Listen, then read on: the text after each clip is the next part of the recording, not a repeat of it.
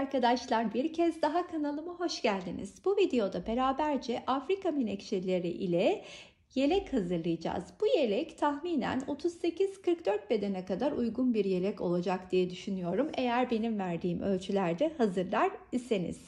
Yeleğimizde ip olarak yarn artı tercih ettim. Yarn artın cinsini kullanacağız beraberce. Siz tabi dilediğiniz ipleri kullanabilirsiniz. Zemin rengi olarak 80 numaralı grisini tercih ettim. Aralarına da bu tarz canlı parlak renkleri seçtim. Tam baharlık böyle çıtır çıtır bir yelek olacağız.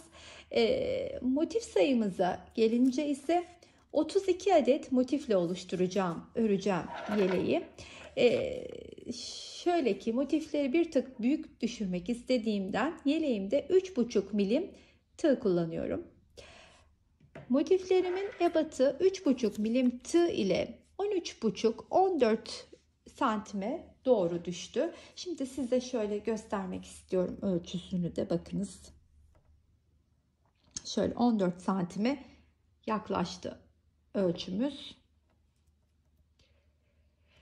Bu ölçülerle yan yana geldiğinde 8 tane motif yan yana gelecek. 14 çarpı 8'i baz alabilirsiniz geniş yerinizden ölçü aldığınızda.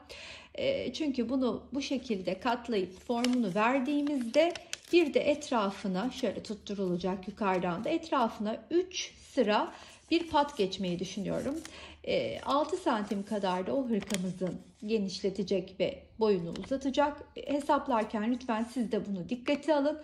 Bu şablon önemli. Eğer bunun ekran görüntüsünü alırsanız örerken sizin için çok büyük bir kolaylık olacak. 32 motifinizi hazırlayacaksınız ki daha uzun istiyorsanız lütfen artı 8 diye düşünün. Mesela bir motif daha uzunu için 40 adet motif hazırlamanız gerekiyor ve bunu şöylecene başlayın eklemeye. Bu önünüzde olunca çok güzel ilerleyeceksiniz. Ne yapacağız? İşte 5 tane yan yana, sonra yanına 3 tane, sonra yanına 4 tane. Bu şekilde de düşünebilir ya da şöyle uzun uzun da çalışabilirsiniz. Nasıl isterseniz ki ben bu şekilde birleşmeye başlayacağım. Tabii ki başlamadan evvel motiflerimin sayısını 32 adede tamamlamış olmam gerekiyor. Onun için de benim motiflerim tamamlandı ve ben yeleğimin formunu vermeye başlayabilirim artık. Öyleyse ipten bahsettiğimize göre iplerimi şu şekilde kaldırıyorum. Motiflerimi de hazırladım. Şöyle kenara alıyorum. Dilerseniz motiflerinizi bu şekilde aynı bu görüntüde dizebilirsiniz zemine. O zemin üzerinden tek tek alıp da ekleyebilirsiniz. Şöyle güzel bir renk dağılımı yapmak istiyorum diyorsanız bir açıp hepsini görebilirsiniz. Aynı hani şu şekilde yan yana dizerek içindeki renklerine göre yerleştirerek de birleştirmeniz mümkün. Şimdi bu motiflerin yapımını bu videoda yapmayacağız. Çünkü çok yakın tarihte oldukça detaylı bir şekilde motifin yapımını anlattım. O yapımı bu videonun altına link olarak bırakacağım. O linkten bakarak ilk olarak motiflerinizi hazırlayabilir. Sonra da birleştirmeye geçebilirsiniz. Yelek formunu verebilirsiniz. Buna hırka formu vermek istiyorsanız eğer böyle bir videom da var. İlk kez burada karşılaştığım arkadaşlarım var ise belirtmek isterim. O videoya göre de hırka örebilirsiniz. Şimdi beraberce motifi birleştirmeye geçelim. Dediğim gibi şablonum gerekli olacak benim için de. Ona bakarak çalışacağım. Ne yapacağım? Şu ilk 5 tane motifi yan yana, şu 5 motifi şu şekilde düşünmeyin lütfen, yani standart çalıştığımız gibi değil de. Şimdi şöyle başlıyorum eklemeye. İlk olarak bu gideceğim. Sonrasında şöyle bir üste doğru ilerleyeceğim. Yanlara doğru. Sonra diğer öbür motifleri yanlarına doğru eklemeye başlayacağım. Şöyle, yani tekrardan size göstereyim, karışıklık olmasın. Şöyle düşünün. Şimdi bunu alacağım, bunu alacağım. İkisini birleştireceğim. Bunu alacağım, bunu alacağım. İkisini birleştireceğim. Bunu alacağım, bunu alacağım. İkisini birleştireceğim. Şöylecene birleştirmiş olacağım motifi. Öyleyse bir görelim nasıl yaptığımı beraberce. 2 motifi hemen aldım. Birincisi bu olsun. Diğeri de hemen yanına göre şöyle seçeyim. Diğeri de bu olsun. İkisini başlayayım birleştirmeye. Şöyle her ikisinin de arka yüzlerini birbirine bakacak şekilde elime alıyorum. Şuradan görüntüden biraz uzaklaştıralım. Arka yüzleri her iki motifin de birbirine bakıyor. Şu köşedeki boşluklarının içinden batacağım. Ve aradan ipimi geçirip ilk başlarken bir kez kilitliyorum şu şekilde. Sonra bunu kilitledikten sonra aynı boşluğun içine 2 kere sık iğne öreceğim. Bu 1. Bu da 2. Daha sonra ise artık her bir trabzanın tepesindeki ilmeğin içine batıp tam karşısında denk gelen trabzanın da tepesine batıp şu ipi de arada yürüteyim. Aralarından geçirip sık iğnemi öreceğim. Aynı burada da aynı mantık. Tam karşısındaki gelen trabzanın da tepesine batıyorum. Sık iğnemi örüyorum. Şimdi bu işlemi yaparken ne elinizi çok sıkın ne de aşırı gevşek bırakın. Lütfen orta kararda yapmaya çalışın. Şimdi en üsttekine battım. Tekrardan buradakine de batıyorum. Tepesindekine ilmeklerin içine ve sık iğnemi örüyorum. Hop. Hop. Tekrardan. Yani bu motif, bu kenarın sonuna kadar bu işlemin aynısını tekrarlayacağım. Bunu çok daha detaylı izlemek isterseniz eğer bu son sırası trabzanlı motiflerin sık iğne ile birleştirme tekniği videomu da izleyerek daha detaylı da nasıl yapıldığını görebilirsiniz. Sıranın sonuna kadar bu şekilde ilerleyeyim. Sıranın sonuna kadar bu şekilde geldim. Hatta şurayı tekrar göstermek istiyorum. Şu ilmeklerin üstüne bata bata geldim. Şimdi burada son köşenin içine de 2 adet sık iğne öreceğim. Böyle. Şöyle göstermek isterim ki size şablonun üstünde.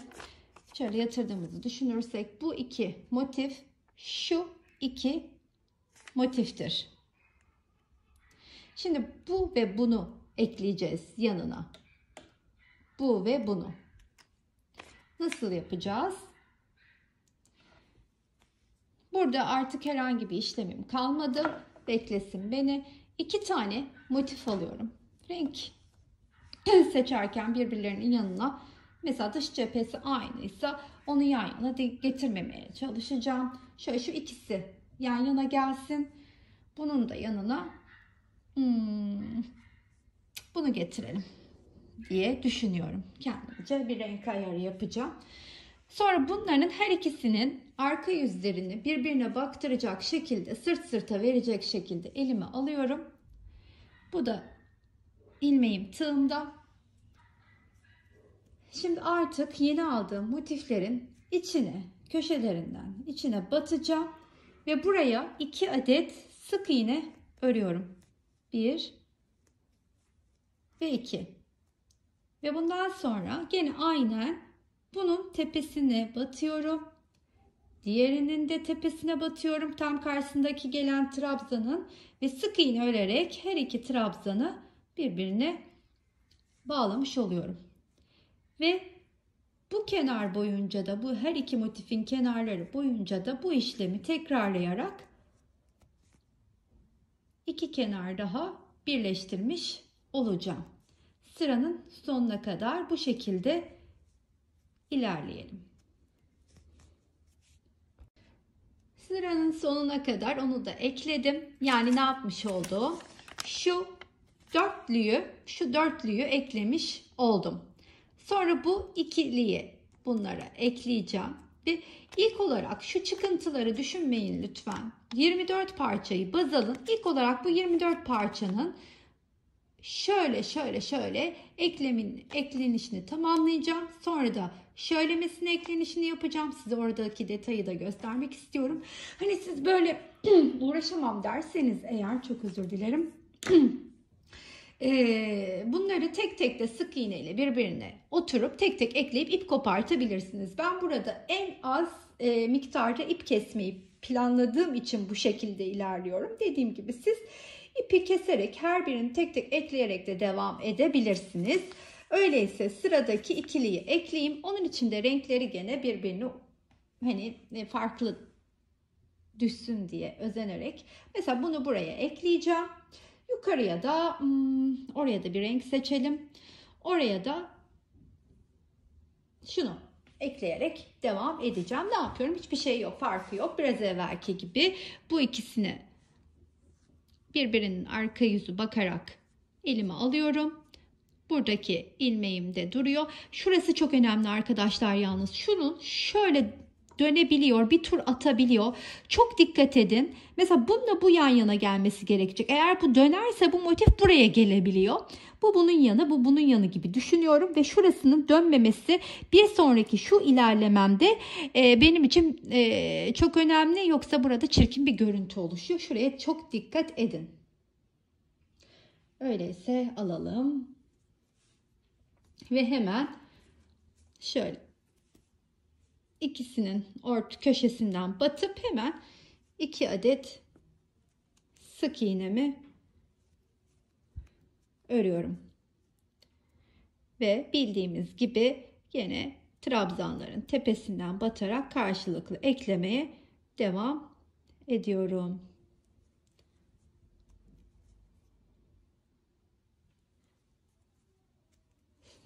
Sıranın kenarın sonuna kadar. Altı motifimizi kenarlarından şöylece eklemiş olduk. Yani ben şunu şöyle katlamak istiyorum kafa karıştırmasın diye. Şöyle ilerliyorduk ya. Biz şu anda şunu birbirine ekledik. Sonra yanına bunu ekledik. Yani şuralarından tutturduk. Şimdilik biz şöyle tutturup gidiyoruz. Şimdi tekrardan üstüne şunu ekleyeceğim. Sonra yanına bunu derken bunu böyle gideceğim yukarıya kadar. Yukarıya kadar gittiğimde artık benim sadece şu kısmı eklemem ve şu kısmı eklemem gerekiyor olacak. İlerlerken bunu göreceksiniz zaten. Şimdi sırada o zaman 6 taneyi birleştirdik. Şu 3'ü şuralara eklemem var. Yine renk seçimi yapıyorum. Ne seçiyorum? Mesela şunu şuraya eklemek istiyorum. Hemen ya da şöyle mor çalışalım. Şuraya mor çalışalım. Hemen şöyle bir pembe şuraya çalışayım. Buraya da mesela oranın lila çalışmışım gibi düşünüyorum. Aynı şeyi üst üste getirmeyeceğim. Böylece ne devam etmek istiyorum. Bakayım şunu alacağım şuraya da. Tamam. Öyleyse şimdi ne yapacağım? Biraz daha kadrajı küçültelim. Büyütelim pardon. Bunu buraya ekleyeceğim. Bunu buraya ekleyeceğim. Bunu da buraya ekleyeceğim. Hemen alıyorum bunu böylece. Şu dönmemesini, şurayı kontrol ediyorum bir kere. Düzgün olduğundan emin oluyorum her ikisinin de. Ve böyle tutuyorum. Ve artık bu ikisini de karşılıklı birleştireceğim. Evet tabii şimdi buradaki ipimizi kesmeyi unuttum. Orayla işlemimiz bitti çünkü.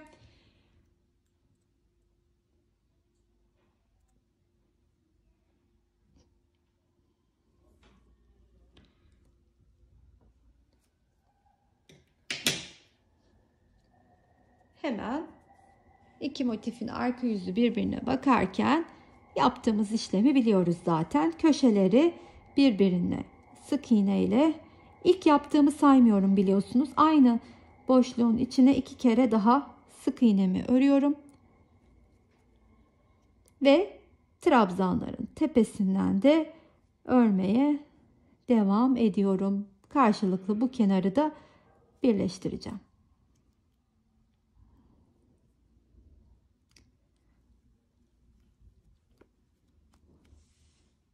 Evet, bunu da buraya ekledim. Gördüğünüz gibi tek olarak. Şimdi tekrar şunu da göstermek istiyorum. Bunu takalım. Bunu da buraya eklerken böylecene alacağım. Bunu da böylecene alacağım. Yani bu şekilde birleştirmiş olacağım. Dediğim gibi şöyle ilerliyoruz. 3 3 3 3 3 yukarıya kadar aynı sistemle ilerleyeceğim. Şurayı da gösterdikten sonra sanırım akılda takılan bir şey kalmayacak. Şimdi burada sık iğne ile 2 tane örmüştüm. Şimdi bu köşeye geçiyorum. Buralarında bunun düzgün olduğunu kontrol ettim. Artık bunu yaptıktan sonra karışma ihtimali ortadan kalkacak. Şimdi her ikisinin de köşesinden batıyorum. Ve sık iğnemi örüyorum. Ve karşılıklı trabzanların tepesine de batarak ilerlemeye devam ediyorum.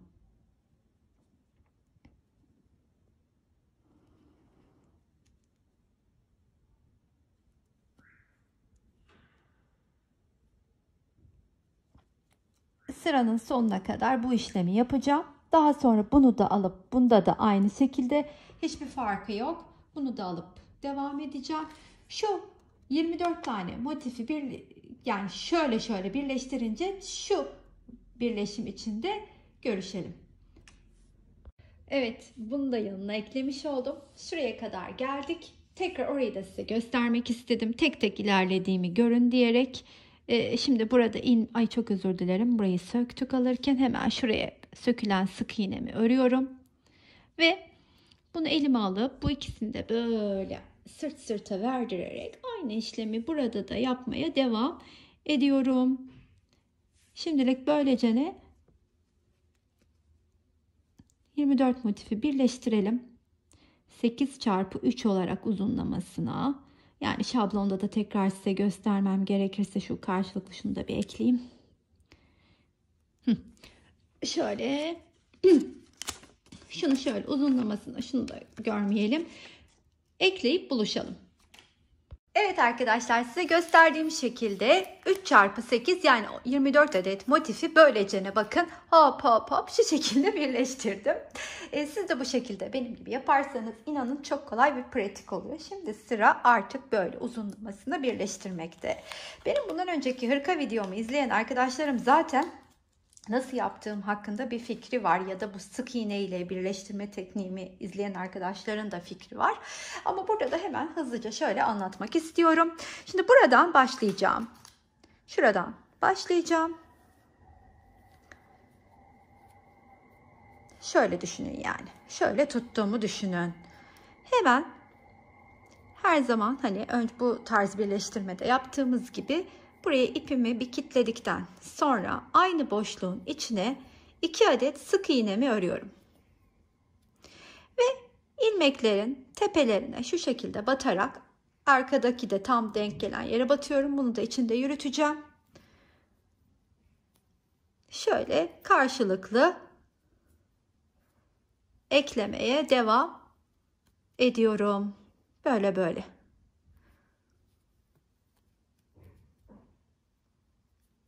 Şimdi şu birleşme noktasına kadar bu şekilde devam edeyim. Şuradaki geçişi şuraya eklerken şu karşı tarafa geçişi nasıl yapacağımızı size göstermek istiyorum. Şuraya kadar geldik arkadaşlar. Şöyle. Şimdi burayı da birleştirdim. Burada bir zincirimizi çekiyoruz. Ne çok gevşek ne çok sıkı. Hemen buraya atlayıp karşılıklı trabzanları örmeye devam ediyoruz. Bu şekilde karşılıklı devam edeceğiz. Bu yaptığım işlemi ortadaki zincir çekerek şurada göstermek istiyorum. Yaptığım şu işlemi aynen burada da bir zincir çekip devam edeceğiz. Bu şekilde şu parçamızı tamamlamış olacağız. Daha sonrasında ise şunları ve şu 4 taneyi üste ekleyeceğiz ve yeleğimizin formu da aslında ortaya çıkmış olacak. Evet arkadaşlar, şu parçayı 24 motifle oluşturduk. 8 çarpı 24. 8 çarpı 3 24 motifle oluşturmuş olduk. Şimdi sırada şu parçaya şunu ekleyeceğim. ilk olarak tam olarak ortaya dörtlü 2 sağda 2 solda motif bırakıp tam ortaya şu parçayı hazırladım şöylece ne bakın. Böyle birleştirerek aynı bunları birleştirdiğimiz gibi birleştirerek oluşturdum o parçayı. Şimdi onu buraya şu şekilde birleştireceğim. Daha sonrasında ise şablonda gösterdiğim şu iki motifi şuraya ve şuraya ekleyip bir taraftan da şu dörtlülerin başına ekleyerek yeleğin formunu oluşturacağım. Öyleyse ilk olarak şu parçayı eklemeye başlayalım. Ekleme rengimizi alıyorum.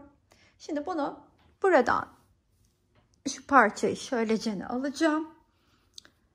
Ve ilk olarak şöyle yaklaştırayım biraz daha eğelimde. Şöyle karşılıklı yine şu aradan köşelerden birleştim. Aynı boşluğun içine köşeye gene batıp 2 tane sık iğnemi örüyorum. 1 ve 2. Şimdi her bir trabzanın tepesine batacağım. Karşısında denk gelene de batacağım. Sık iğnelerimi yine bu şekilde örerek 4 motifli oluşturduğum parçayı yeleğimizin arka tarafına eklemiş olacağım. Aynı ekleme sistemimizi kullanıyorum. Buradan ve buradan batıyorum. Pardon, ipi kaçırdık. Şöyle devam edelim. Evet. Şuraya kadar da karşılıklı ekledim. Tam şuraya geldiğimizde yine buraya atlayıp şuradaki köşenin içine 2 taraflı karşılıklı batıp sık iğnemizi örelim buraya. Sonrasında ise buraya dilerseniz 2 tane de örebilirsiniz ama benim bir tane örünce burada daha çok hoşuma gitti. Daha derli toplu geldi gözüme. O şekilde ilerliyorum tam bu kısımda.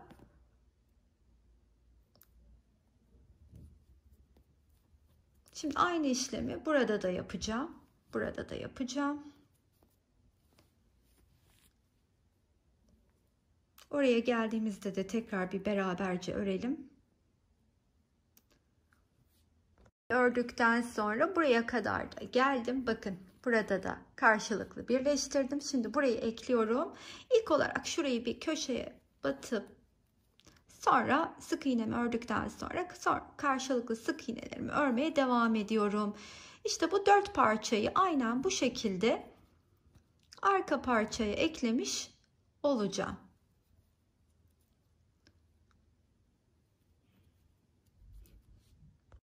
Evet, 4 motifi de arkaya ekleyip şu formu vermiş olduk.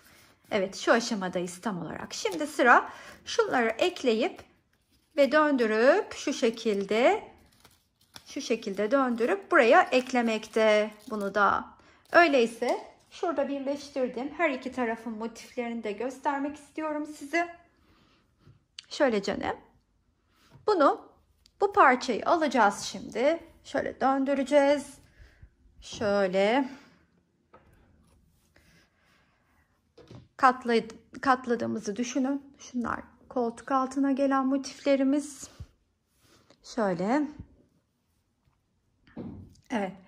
Şimdi bunları buradan ve buradan ekleyerek tutturacağız. İlk olarak nasıl yapacağım?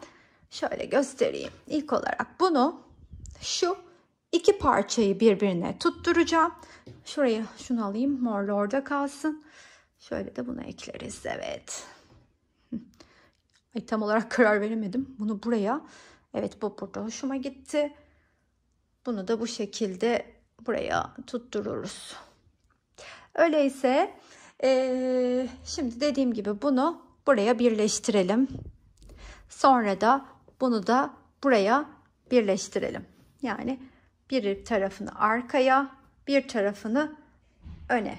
Umarım anlaşılır olmuştur. Bakın tekrar gösteriyorum. bunu buraya, bunu buraya bir ekleyeyim. Daha net göreceksiniz. Buradan tutturup başlayacağım. Bildiğimiz gibi artık orayı göstermeye çok da gerek yok. Kolları yerleştirdik. Kol evini oluşturdum. Böylelikle bir de şurada şunu göstermek istiyorum size. Şöyle bakın, biraz daha yaklaşalım. Şurayı, kol ağzını, pardon, kol evini şöylece sık iğneyle geçtim. Şurada minik bir detay yaptım. Nasıl yaptığımı size de göstereceğim şimdi.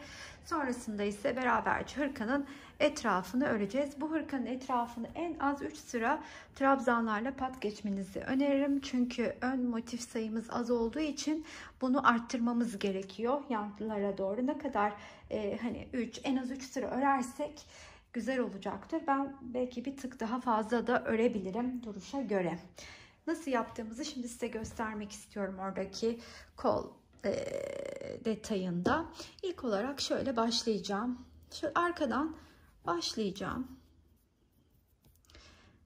Şöyle uygun bir noktadan başlıyorum. Yapacağım işlem şu koltuk altındaki motifin şurasında ve şurasında olacak. Şuradan ipimi ekleyip sık iğnelerimi, her bir ilmeğin üstüne sık iğnelerimi örmeye başlayacağım. Şu ipimi kilitledikten sonra aynı boşluğun içine bir sık iğne daha örüyorum. Ve sonra şuradaki, şunu da üstüne örelim. Şuradaki boşluğa da örüp ipi de gizleyelim. Her bir ilmeğin üzerine örmeye devam ediyorum sık iğnelerimi. Ta ki size dediğim o kısma, yani koltuk altındaki bölüme gelinceye kadar.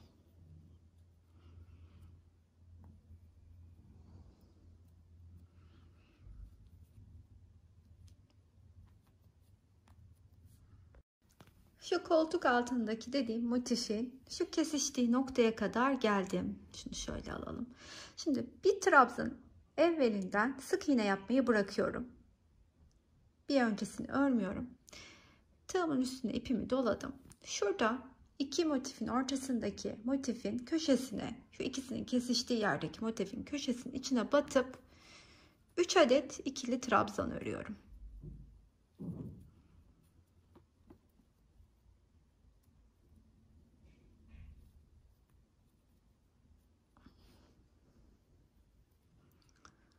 Bir, iki zincir çekiyorum. Aynı boşluğun içine 3 adet ikili trabzan daha örüyorum.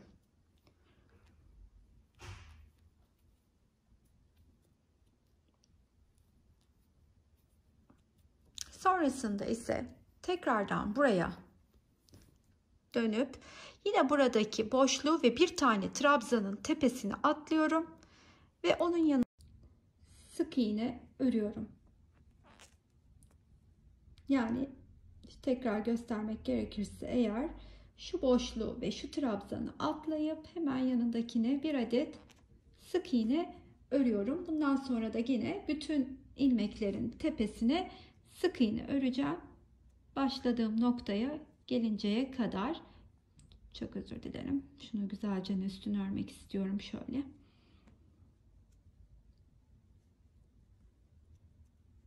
Başladığım yerde bitireceğim.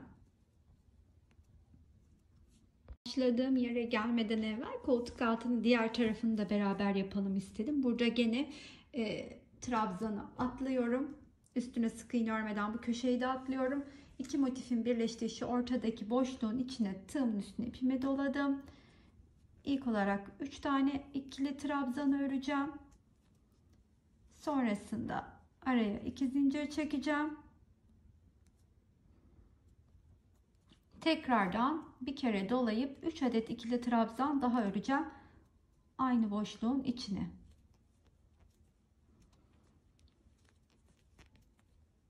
Sonra burada boşluğu ve bir trabzanı atlayıp hemen diğerinin içine sık iğnelerimi örmeye başlıyorum. İşte burada ta ki başladığım noktaya gelene kadar bu işlemi devam edeceğim.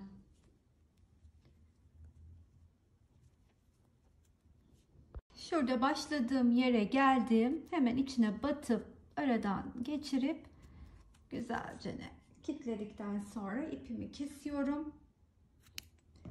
Sonra bu tabi ipleri de gene ilmeklerimizin arasından arkaya alarak güzelce aralarda bir önden bir arkadan gizleyeceğim. Bunu daha sonra yaparım ben. Şimdi şöyle göstermem gerekirse eğer kol evini güzelce geçmiş olduk. Şimdi sırada artık hırkamızın etrafını yani patını örmekte. Onu da dediğim gibi mümkün olduğunca kalın örelim ki daha güzel durması açısından üstümüzde. Hatta ilk önce ben bir başlayayım, size göstereyim nasıl yapacağımızı. Sonra şuradaki detaya da geldiğimizde gösteririm. Sonrasında siz de zaten aynı şekilde devam edersiniz. İlk olarak şöyle başlayalım. Şuradan batacağım. Zemin rengimi kilitledikten sonra 1, 2 ve 3 zincirle yükseldim. Hemen yanına batıp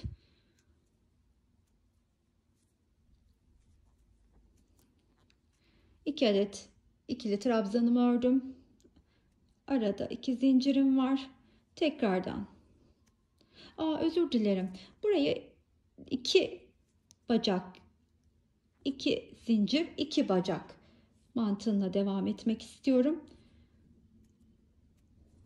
Şu 2 tane daha öreceğim yanına yani. Hanım dilendi tekniğiyle çok ördüğüm için aklım ona gitti. Şimdi her bir trabzanın tepesine de ikili trabzan örüyorum. Bu şekilde etrafını geçelim. Şuradaki detayı da gösterince zaten devam ederiz. Oraya kadar öreyim. Tam dediğim noktaya geldim. Trabzanlarla ördüm buraya kadar.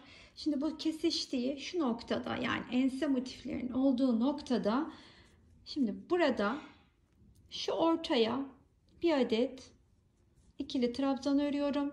Sonra tekrardan bunu atlıyorum. Yani şu köşedekinin ikisini birleştireceğim. Şuraya geliyorum. Ve tekrardan her bir ilmeğin üstüne ikili trabzanlarımı örüyorum. Şimdi size tekrar orayı göstereceğim.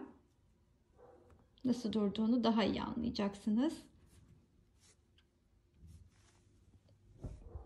Şu arka tarafta birleştiği noktadayız. Şöyle indireyim. Aynı şeyi şurada da yapacağız. Sırtta. Burayı yani burayı bayağı bir yuvarlaklaştırıp ense oyuntusu oluşturacağız. Bu ördüğümüz trabzanlarla 3 sırada. Şimdi o köşeye kadar yine örelim bu şekilde. Orada da aynı işlemi nasıl yapacağız görelim. Sonra dilediğimiz kadar sırayı bu şekilde geçelim yeleğin etrafına. Diğer kesiştiğimiz noktaya geldim. Şimdi buraya boşluğa örüyorum. Sonra tekrar burayı atlayıp buradaki boşluğa şurayı atladım. Şuradaki boşluğa örüyorum. Sonra trabzanların üstüne örerek hırkamın etrafını geçmeye devam ediyorum.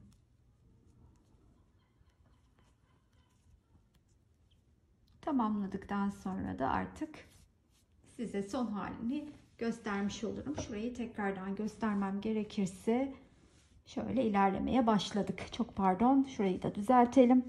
Evet, bu şekilde ilerlemeye başladık yaka kısmında.